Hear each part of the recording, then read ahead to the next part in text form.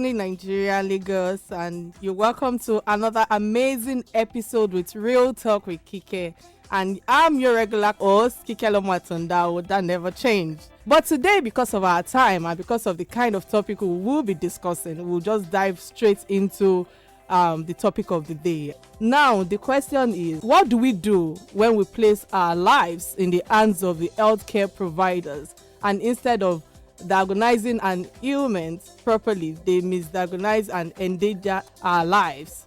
Well, today promises to be very educational, as we will be looking at medical misdiagnosis in Nigeria. All right. To help us take a look at this, we have in our midst today the past chairman, National Committee on World Health Organization Activities, Nigerian Medical Association, Dr. Dumebi Owa. Also, to help us look at the legal implications and aspects of this conversation, we also have with us Mr. Evans Ufele.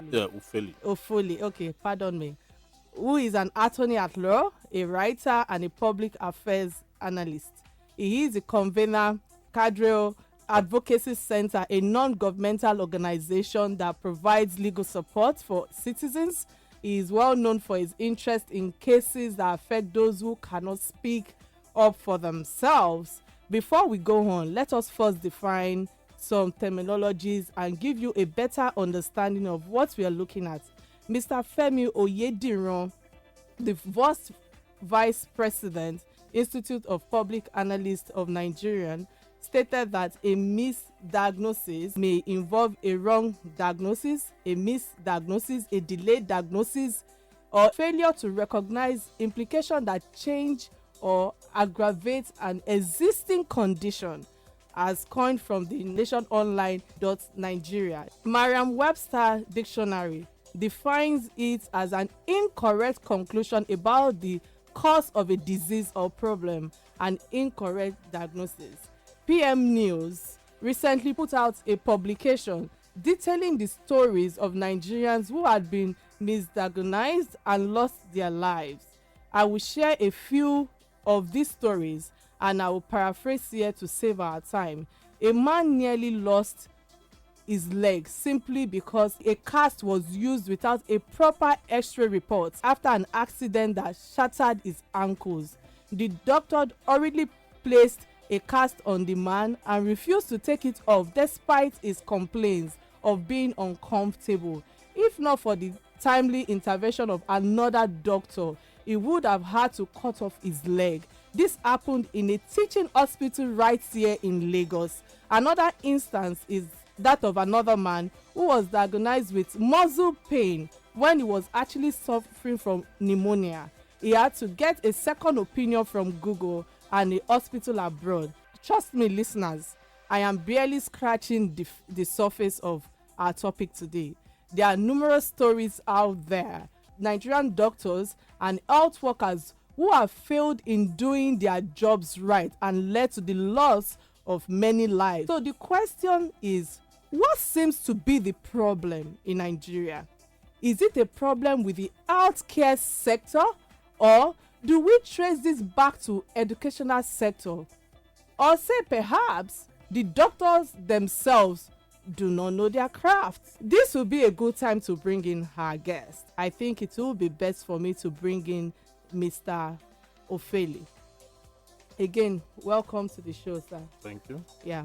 Now, when it's a result of neglect on the part of the medical practitioners and it leads to extreme cases, what's your thought or what's your advice today to the public who are listening to us? Well, let me start by saying that this is a very critical subject that requires attention. And then it's not an attempt to slight on medical doctors or to disparage their reputation, but it is for the purposes of public knowledge and general knowledge consumption.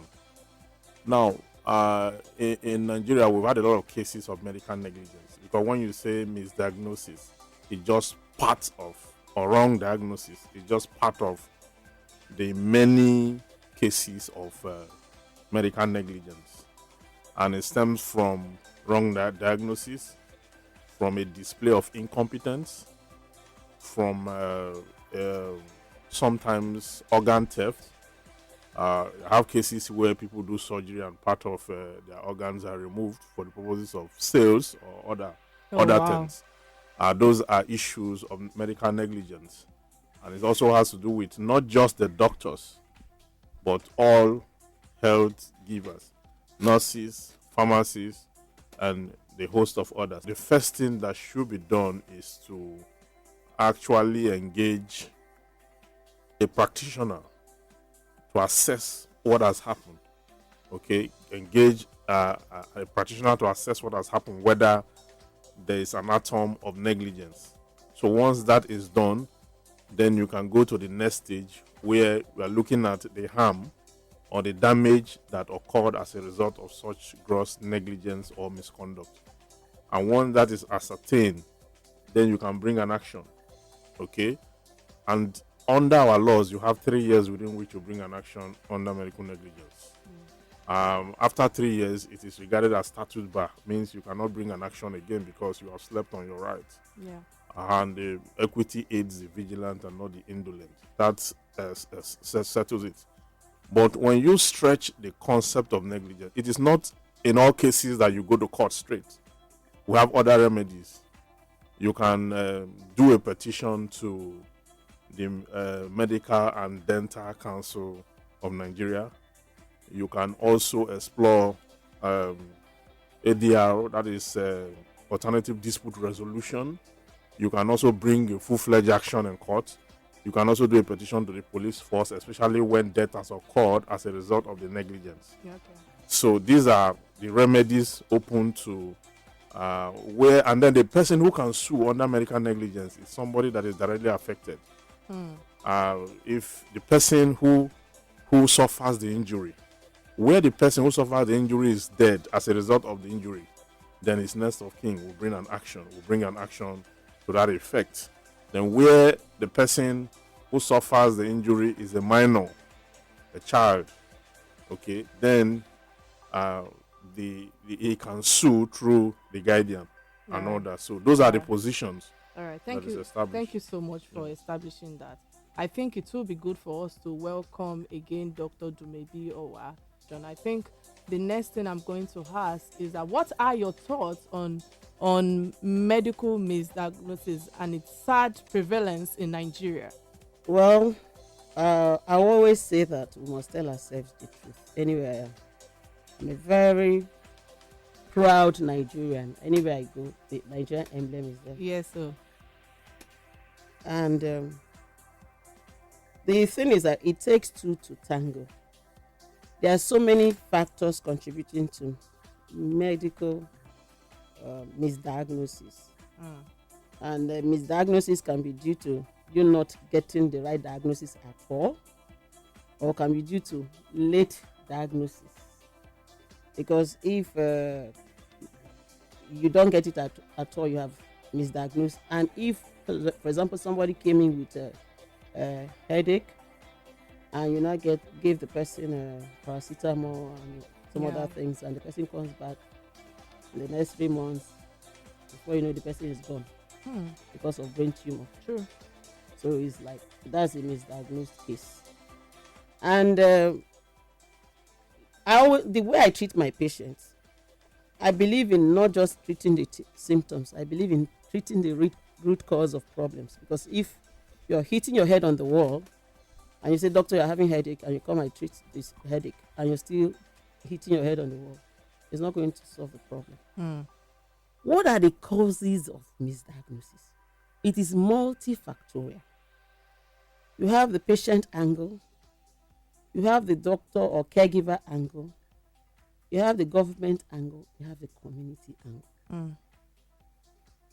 Okay, let's start from the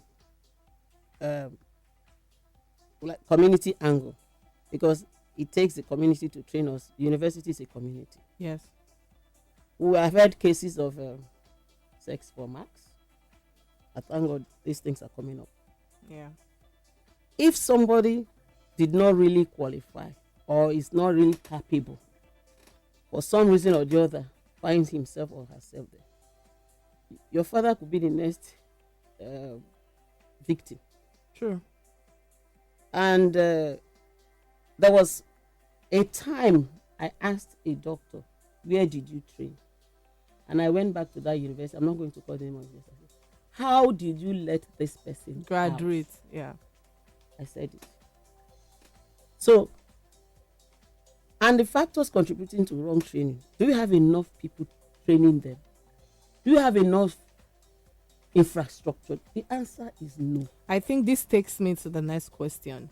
The president of Association of Medical Laboratory Sciences of Nigeria and the deputy director laboratory service of Nigerian Institute of Medical Research in Yaba, Lagos, Dr. Toyosi Rahim, was of the second thought that the causes of some of the challenges that we're facing in the health center is due to work overload, poor medical facilities, substandard equipment, and more. Do you agree, or do you have any contrary opinion to this? Absolutely, I agree, because I said that it's multifactorial. That is part of the factors. Yeah. Poor reagents. They might not get the reagent, and people are not doing what they need to do. Especially now, there are so many labs everywhere, and they're not getting the right diagnosis. And people who are supposed to monitor are not doing. People who are supposed to enforce are not enforcing. So, Ma, what should be the red flag? What do you think that people should look out for, and how should they spot all these issues when they're in the hospitals? That you're a patient doesn't mean that you don't have rights. You have your rights. The doctors have their rights. It is your right to know the sort of treatment that you're being given.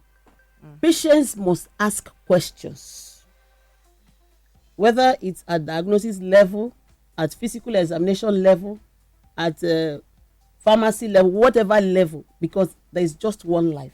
You lose it, it's gone forever. So patients must ask questions, and if they are not satisfied, because you have a right as a patient to change doctor, you have a right as a patient to change hospital. So even with NHIS, you can port. You can go to another hospital, even with NHIS.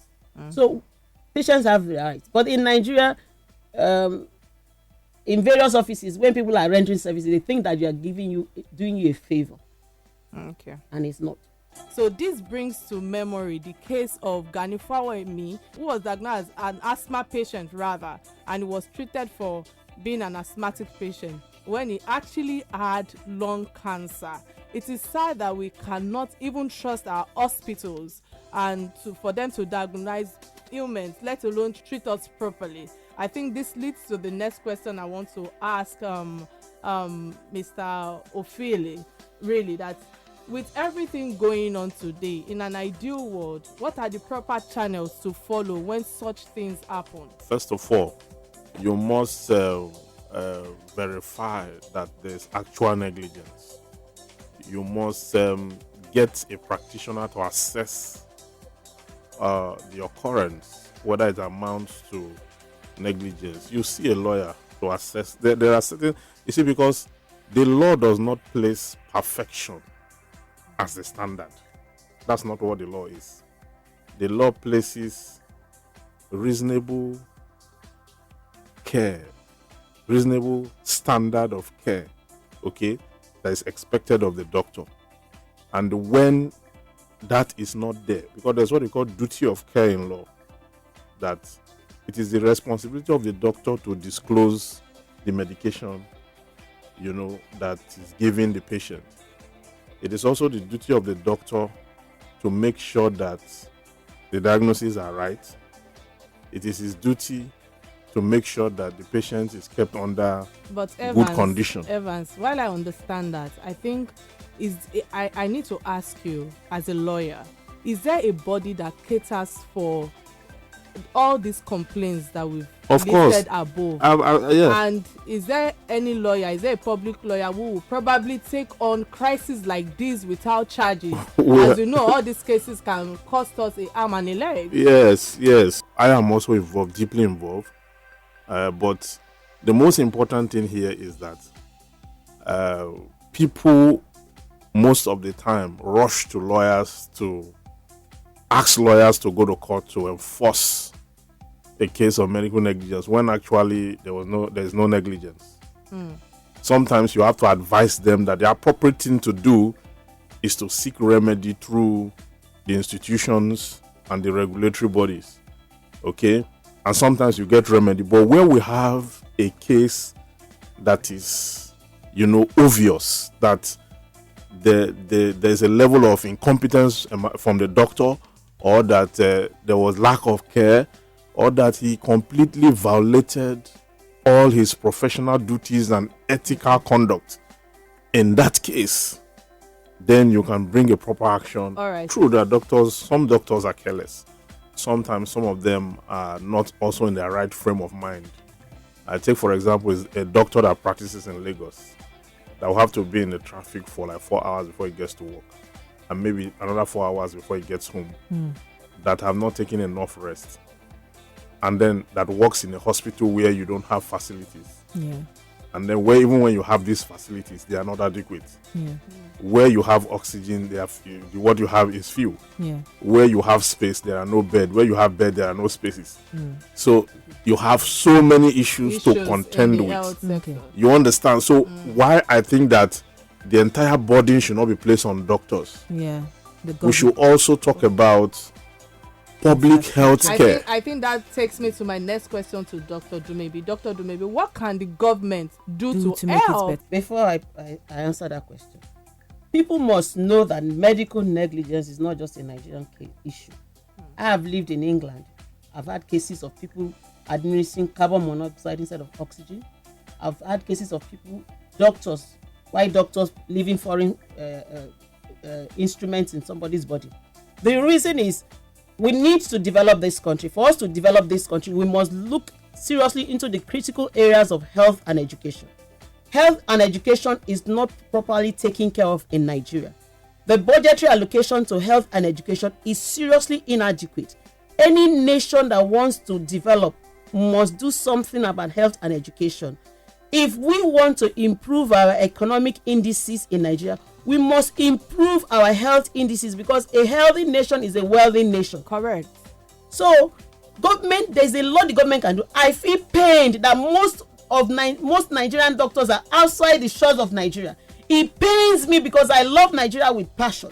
That the federal government, the state government will subsidize our education as doctors, and other people will benefit from it. Oh, wow. Something is wrong somewhere. Government must look into it. I cry for patients in Nigeria. There are not enough doctors in this country. Thank you patients so much. are suffering. Government, please help. Yes.